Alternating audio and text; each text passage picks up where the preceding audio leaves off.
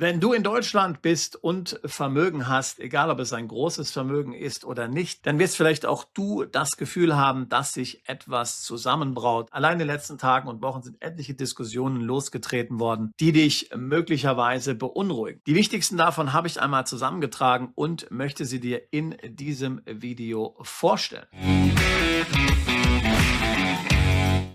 Noch ein kurzer Hinweis in eigener Sache, wenn auch du ein Leistungsträger bist und du dir Sorgen um dein Vermögen machst, für das du so hart gearbeitet hast. Wenn du den Eindruck hast, dass du einen Plan B brauchst, dass du dem Staat nicht mehr vertrauen kannst, dass es nicht mehr dein Land ist, dann lade ich dich ein zu unserem Schweizer Taschenmesser für dein Plan B-Seminar, das wir regelmäßig in Zürich veranstalten, wo es genau um solche Themen geht. Was sind die wichtigsten Aspekte eines Plan Bs? Wie kann ich mich vorbereiten, auch ohne auszuwandern? Zum Beispiel zweite Staatsbürgerschaften, Aufenthaltstitel weltweit, Vermögen zu diversifizieren, Konten zu eröffnen in Ländern wie Singapur, der Schweiz und in Ländern ohne Informationsaustausch außerhalb der EU. Wie kann ich meine Assets schützen? Krypto, Edelmetalle, Immobilien, Aktien. Welche Länder eignen sich für einen Plan B? Wohin könnte ich möglicherweise auswandern? Das sind alles Fragen, mit denen wir uns beschäftigen. Mit dabei neben Daniel und mir ist auch wieder Herr General außer Diensten Erich Warth, lange Sicherheitsberater von Kanzlerin Angela Merkel. Er wird uns mit seinen innenpolitischen Insights darüber informieren, was in der Welt abgeht und was das für deinen Plan B genau bedeutet. Er hat natürlich Zugang zu Informationen, den wir so nicht haben. Und Dinge wie zum Beispiel die Krise im Iran und die Folgen dessen hat er tatsächlich schon bei einem unserer letzten Seminare so vorausgesagt.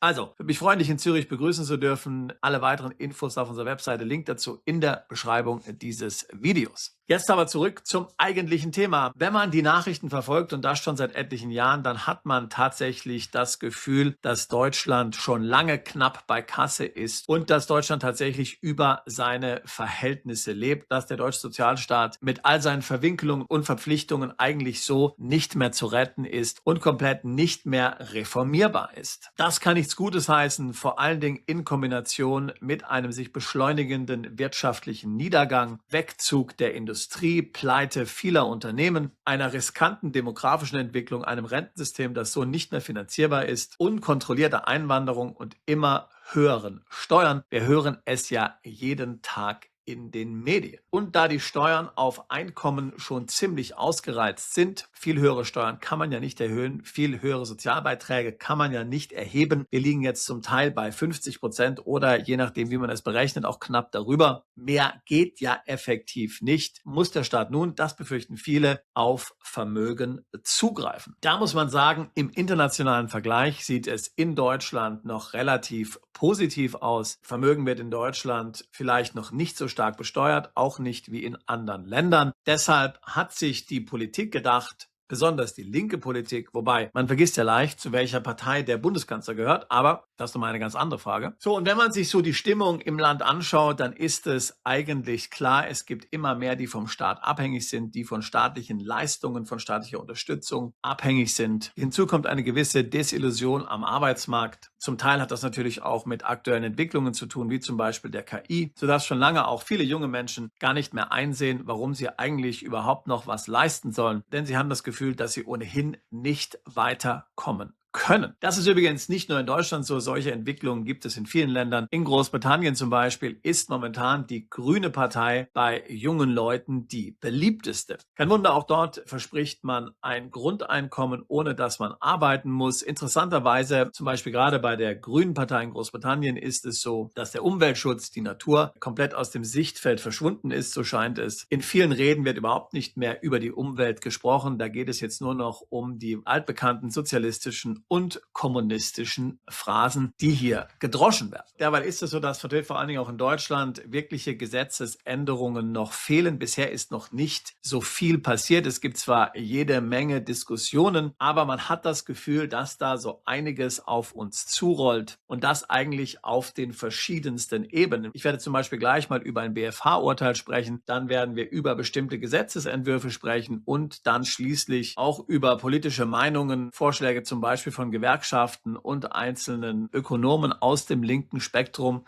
Das sind ja keine Politiker, das sind ja keine Parlamentarier, aber es zeigt uns so ein bisschen, wohin die Reise geht, wie die Stimmung ist. Denn von solchen Meinungsmachern lassen sich natürlich auch die Bürger und die Politik stark beeinflussen. Meiner Meinung nach, das alles, und du wirst es gleich sehen, wenn ich dir diese Beiträge vorstelle, das alles führt unweigerlich dazu, dass jene, die sich ein Vermögen aufgebaut haben, in Zukunft diejenigen sind, die dran glauben müssen, die für die Zeche bezahlen müssen, obwohl sie ihr Leben lang zurückgenommen haben, obwohl sie gespart haben, sich nicht dem Konsum hingegeben haben, sich selbst eingeschränkt haben, sich diszipliniert haben, und dafür soll man jetzt bestraft werden. Das ist meine Lesart. Ich denke, es wird auch deine sein. Und um das weiter zu unterstreichen, möchte ich dir jetzt einfach mal ein paar Entwicklungen einfach nur der letzten Tage und Wochen vorstellen. Es passiert so viel in diesem Bereich, dass man sehr schnell den Überblick verlieren kann. Ich habe hier einige News Stories zusammengetragen. Ich werde dir diese hier kurz auf dem Bildschirm zeigen und natürlich auch die Links dann in die Beschreibung dieses Videos posten. So.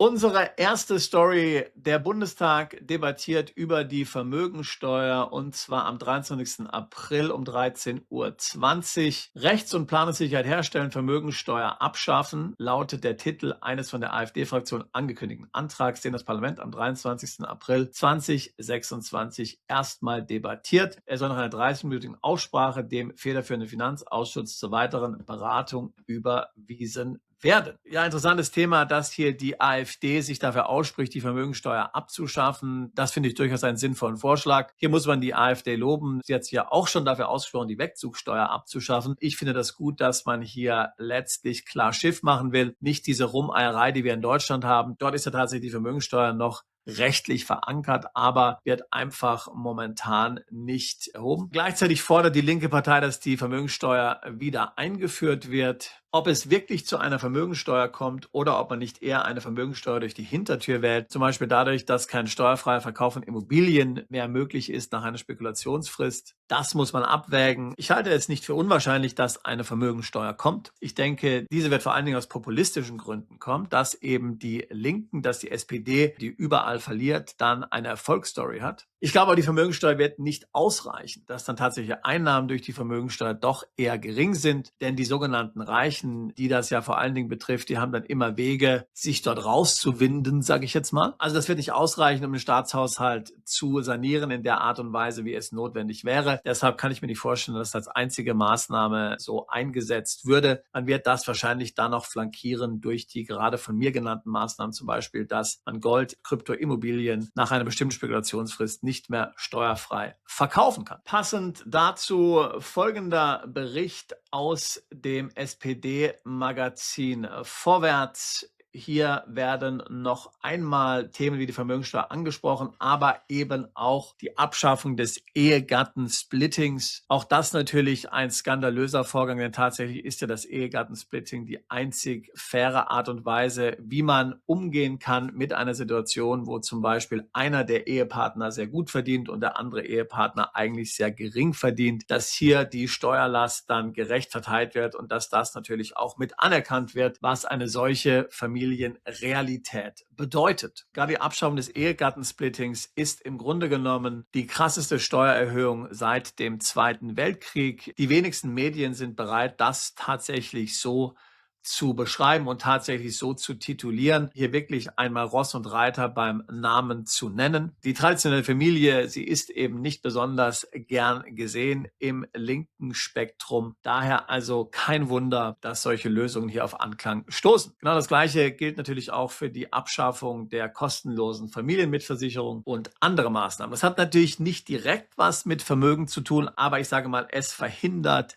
den Vermögensaufbau. Wenn ich mehr Steuern zahlen muss, dann kann ich als Familie weniger sparen, kann weniger Vermögen aufbauen. Und insofern führt natürlich gerade auch die Abschaffung des Ehegattensplittings dazu, dass vielleicht die Vermögenssubstanz angegriffen wird, dass aber der Aufbau neuen Vermögens verhindert wird. Dass hier Beschäftigte dann angeblich entlastet werden, das kannst du dir vorstellen, ist einfach nur ein Witz. Schau dir die aktuelle Inflation an und dann überleg dir mal, wie schnell diese Entlastung von der Inflation aufgefressen wird. Insbesondere dann, wenn die Leute dann vielleicht in die höhere Besteuerung reinrutschen, weil sie einfach eine Lohnerhöhung bekommen und dann automatisch sogar mehr Steuern zahlen müssen als zuvor. Weiter geht es mit Immobilien. Der SPD-Ökonom Marcel Fratscher hat gefordert, dass Steuern auf Immobilien erhöht werden sollen. Hier eine Reaktion darauf von Focus Online, dort die Community diskutiert. Wir driften immer schneller in den Kommunismus. Immobilienbesitzer in Deutschland sind sich einig. Die Lesermeinungen könnten deutlicher nicht sein. 60% lehnen die linke Umverteilung und SPD-Politik ab. Man macht sich Sorge um die Belastung von Eigentum und Altersvorsorge. Man sollte lieber sparen als Steuern erhöhen. Was hat Fratscher gefordert? Er hat gesagt, dass der Vorteil an Immobilien ist, dass diese eben immobil sind, also Vorteil aus Sicht des Staates. Das heißt, wer Immobilien in Deutschland besitzt, soll an die Kandare genommen werden. Das ist jetzt nichts Neues. Nach dem Ersten Weltkrieg wurden Immobilienbesitzer abgestraft. Nach dem Zweiten Weltkrieg wurden Immobilienbesitzer abgestraft mit dem Lastenausgleich. Und so soll es jetzt, wenn es nach Fratscher geht, munter weitergehen. Gerade der Lastenausgleich hatte ja eine katastrophale Wirkung auf die Entwicklung der Immobilienpreise in Deutschland. Bis in die 80er Jahre hinein wurde diese Zwangshypothek durch die Immobilienbesitzer abbezahlt und ein Käufer, der eine solche Immobilie erworben hat, musste diese Zwangshypothek dann mit übernehmen. Das hat sich, wie gesagt, auf die Bewertung der Immobilien ausgewirkt und so sehen wir eigentlich, dass erst nach dem Ende des Lastenausgleichs in Deutschland dann auch die Immobilienpreise begonnen haben zu steigen. So wirken sich eben Vermögenssteuern auf jeden einzelnen Immobilienbesitzer aus. Was hat Fratscher vorgeschlagen? Nun erstmal eine krasse Erhöhung der Grundsteuer. Es schwebt ihm wohl ein US-Modell vor. Dort ist in vielen Bundesstaaten so, dass man jährlich mehrere $1000 an Grundsteuer bezahlt. Aber dort sind natürlich andere Steuern auch sehr viel niedriger. Ja, das heißt, das wird dann im Grunde genommen kompensiert, aber nicht so wie in Deutschland, wo es dann hohe Einkommensteuern gibt, hohe Steuern auf Kapitalerträge und dann auch noch hohe Grundsteuern. Das ist ja wohl absolut pervers. Fratscher fordert ebenso, dass die Spekulationsfrist für Immobilien abgeschafft wird, dass man also Immobilien nicht mehr steuerfrei verkaufen kann. Wir bleiben bei Immobilien. Hier will Bundesministerin Huberts dafür sorgen, dass in Zukunft Immobilien durch die Kommunen einfacher enteignet werden können. Du hast es richtig verstanden. Offiziell geht es um Schrottimmobilien, aber es gibt dort noch interessantere Details. So soll es zum Beispiel so sein, dass Kommunen einen Kauf verhindern können, wenn der Käufer angeblich eine extremistische Gesinnung hat, also im Klartext ein Andersdenkender ist. Wenn die SPD-Ortsverwaltung zum Beispiel sagt, diesen AfD-Wähler, den wollen wir hier nicht bei uns haben, also verunmöglichen wir, dass er in unserem Ort eine Immobilie kaufen kann.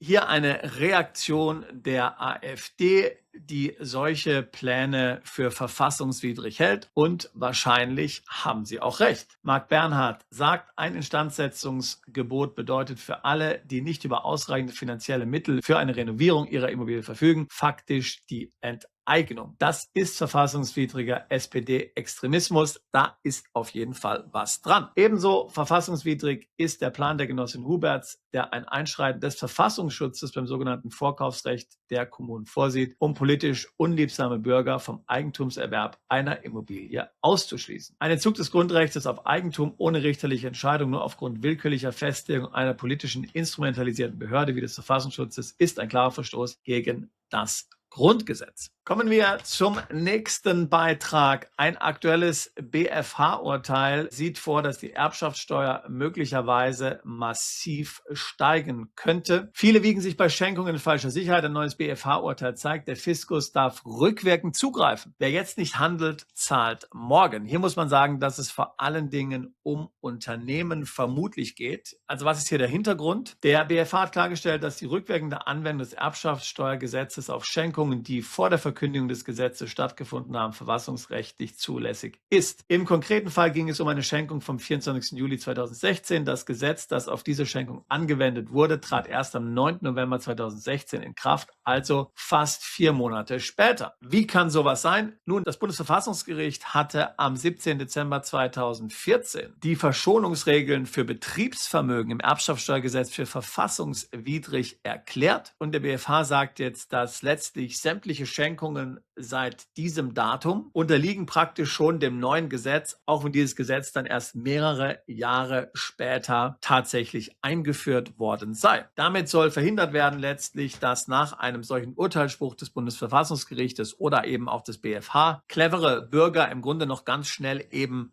letztlich ihre Vermögensverhältnisse ändern, um dann noch von der alten Regelung profitieren zu können. Warum ist das jetzt besonders relevant? Nun, vielleicht hast du es mitbekommen. Die Geschichte droht sich zu wiederholen. Das Bundesverfassungsgericht prüft derzeit erneut die Verfassungsmäßigkeit der Erbschaftssteuer. Dort erwarten wir im Laufe des Jahres ein Urteil und im Grunde genommen musst du vor deinem Urteil entsprechende Schenkungen vorgenommen haben. Hier geht es wiederum um Betriebsvermögen, deswegen sind vor allen Dingen Unternehmer betroffen. Wenn nämlich das Bundesverfassungsgericht erklärt, dass diese Regelungen verfassungswidrig sind, wovon wir ausgehen, dann hast du nicht mehr Zeit, bis das Gesetz eingeführt wird, sondern, und das hat der BfH eben jetzt bestätigt, dann musst du vor dem Urteil des Bundesverfassungsgerichtes im Grunde genommen gehandelt haben, ansonsten ist es zu spät. Aber es sind nicht nur Unternehmer betroffen, Familienunternehmer in diesem Fall, sondern auch Privatpersonen, denn die SPD hat ja auch vor, die private Erbschaftssteuer in manchen Fällen drastisch zu erhöhen. Du könntest dann ebenso betroffen sein. Das heißt, nicht nur Unternehmer, auch Privatpersonen sollten überlegen, ob sie bei großen Schenkungen lieber diese Schenkungen jetzt vorziehen und noch von den alten Regelungen profitieren, als dann abwarten, bis das Bundesverfassungsgericht entscheidet, weil dann ist es möglicherweise zu spät. Dann würde rückwirkend dann seit dem Datum der Verkündigung des Urteiles die neuen gesetzlichen Regelungen gelten, die jetzt gerade noch von der CDU und der SPD hinter verschlossenen Türen verhandelt werden. Also auch hier, du siehst, eine dramatische Erhöhung der Erbschaftssteuer, der Schenkungssteuer ist hier absolut denkbar, gerade natürlich bei höheren Vermögen. So, aber den Vogel abgeschossen, den hat definitiv der Deutsche Gewerkschaftsbund DGB. Er fordert nämlich am 6. April 2026 eine Vermögensabgabe von 10%. 10%, stell dir das mal vor. Natürlich, freilich sagt der DGB, dass das nur die Allerreichsten betreffen würde. Also eine einmalige Vermögensabgabe in Höhe von 10%. Natürlich, sie wird nur die Allerreichsten betreffen, aber schockierend ist natürlich an dieser Forderung, und nochmal, mir ist natürlich völlig klar, das sind keine Politiker, das ist nur eine Gewerkschaft, aber es sind eben Meinungsmacher. Hier haben wir dann definitiv eine Sache, die dem Lastenausgleich ähnelt. Und wie wir alle wissen, bleibt es nicht bei den Milliardären. Es gab ja schon zig steuerliche Maßnahmen, die angeblich für Milliardäre gedacht waren. Denken wir zum Beispiel an die Abgeltungssteuer. Sie war zunächst für reiche Spekulanten gedacht, die ihr Geld in der Schweiz verstecken, und jetzt zahlt sie jeder. Denken wir an die Wegzugssteuer und denken wir an die weitere beschränkte Steuerpflicht. Das waren Dinge, da ging es um Kaufhausmagnaten, die ebenfalls in die Schweiz umzogen, in dem Fall Horten. Deswegen wurden die Steuern eingeführt. Jetzt ist jeder kleine Unternehmer von diesen steuerlichen Regelungen betroffen. Also erst sind es die Superreichen, später wird es dann jeden treffen, der Vermögen hat. So, viele fragen sich vielleicht, was können wir jetzt tun? Können wir nicht einfach unser Vermögen in eine Stiftung packen? Auch das wird meiner Meinung nach immer schwieriger werden. Gabriel Zuckmann, der bekannte französische Wirtschaftswissenschaftler, er berät ja offiziell die EU. Sein Think Tank Tax Observatory wird von der EU finanziert. Er berät die OECD, er berät die G20. Er hat ganz klar gesagt, wenn eine Vermögensteuer eingeführt wird, dann wird diese auch von Stiftungen zu zahlen sein. Die Stiftung wird schlicht und ergreifend nicht anerkannt werden. Das ist übrigens schon heute vielfach zum Beispiel in der Schweiz so. Wenn du in der Schweiz selbst nur eine Stiftung in Liechtenstein hast, kann es schwierig sein, dass diese Stiftung für die Schweizer Vermögensteuer anerkannt wird und die Schweiz dann schlicht und ergreifend das Vermögen in der Stiftung besteuert. Von sowas ist auch bei der Einführung einer Vermögensteuer auszugehen. Also ziemlich unangenehme Aussichten, wenn du Vermögen hast in Deutschland, wenn du lange gespart hast, wenn du super hart gearbeitet hast. Wie kannst du dich schützen? Naja, momentan kannst du noch auswandern. Du dürfst natürlich kein Vermögen in Deutschland mehr haben, wenn du dich wirklich schützen willst. Du müsstest also Immobilien verkaufen. Du müsstest Konten im Ausland haben, keine deutschen Aktien, keine deutschen Unternehmensbeteiligungen. Und dann hoffen wir, dass eine Besteuerung der Staatsbürgerschaft noch nicht so schnell kommt. Ansonsten müsstest du diese nämlich auch wechseln. Also, ich würde dir jetzt nicht zu irgendwelchen Kurzschlussreaktionen raten. Lass das auf dich wirken. Überleg dir, wie du darauf reagieren kannst. Wichtig ist, dass man sich damit beschäftigt, denn es ist ein längerer Prozess, bis man solche Schutzmaßnahmen einmal eingeleitet hat. Wenn du dich zum Beispiel von Vermögen trennen musst, wird das sicherlich einige Zeit dauern. Wir können dich natürlich bei einem solchen Vorhaben unterstützen. Wir können dich beraten. Wir haben die Lösungen parat. Vielfach wird es um eine Auswanderung gehen, aber wie gesagt, etliches kann man auch schon heute organisieren, während du noch in Deutschland wohnst. Ich würde mich freuen, dich bei einem unserer Veranstaltungen zu sehen, vielleicht in Zürich. Ansonsten gerne noch ein Beratungsgespräch buchen. Link dazu in der Beschreibung dieses Videos. Ich würde mich freuen, auch dich alsbald zu unserer Mandantschaft zählen zu können. Bist du Unternehmer, Freiberufler oder Investor? Zieht es dich schon lange ins Ausland? Mach heute den ersten konkreten Schritt in eine Zukunft mit mehr Geld und mehr Freiheit. Buche ein Beratungsgespräch mit Sebastian und seinen Kollegen. Unsere Kanzlei unterstützt Mandanten wie dich dabei, deine Steuerlast legal zu reduzieren, Vermögen aufzubauen und zu schützen und deine persönliche Freiheit zu maximieren. Profitiere jetzt von unserem Fachwissen und unserem Netzwerk. Gehe zu mandatierung.com und werde Mandant unserer Kanzlei.